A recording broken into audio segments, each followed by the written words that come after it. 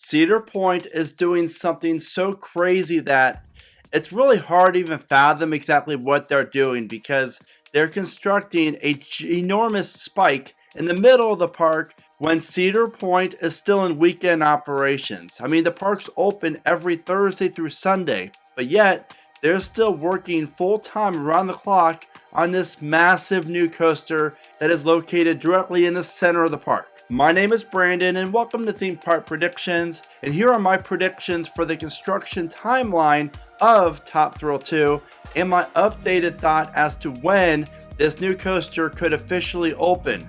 Will it be opening day or a little bit later in the season? But first, a huge shout out goes to Lake Erie Lifestyles, because once Cedar Point closes for the season after this weekend, then Lake Erie Lifestyles is going to become everyone's #1 source for construction updates. And we have some very exciting developments, and that is the crane that's located near the base of the actual spike just got much larger. We're talking, this crane is almost over 500 feet tall. This crane is massive. And here is why this is great news for everyone involved, because this size of a crane is extremely expensive. So I do not see Cedar Point having this thing stick around while there's not much construction going on.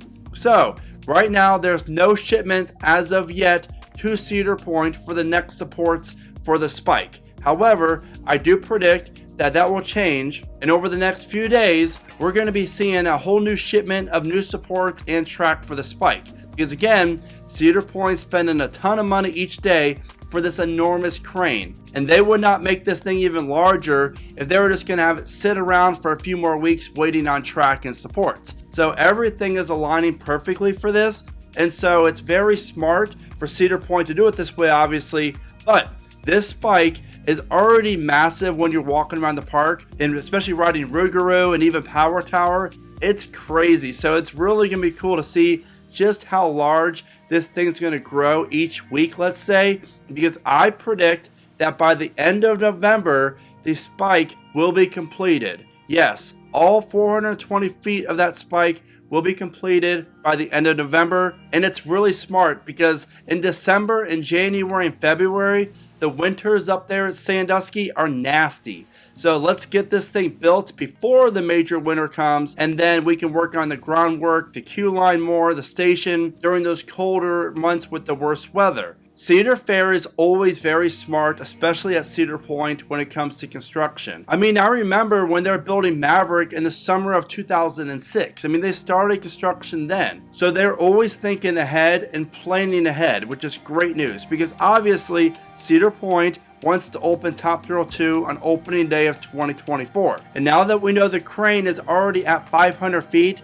I really firmly believe that Top Thrill 2 could very well open with the park on opening day 2024, and that's great news for everyone involved. I also predict that the Midway around Top Thrill 2 is going to change drastically. The building that houses the gift shop right across from the station is going to get removed, as well as, I hate to say it, the bleachers, bye-bye. They're gone as well, and all this area along the actual launch that is now just trees and grass, I'm hearing is just going to get removed, and it's going to be the new Midway, which basically frees up a lot of space on this side of the Midway for maybe a new restaurant or a new ride or a new building of some kind.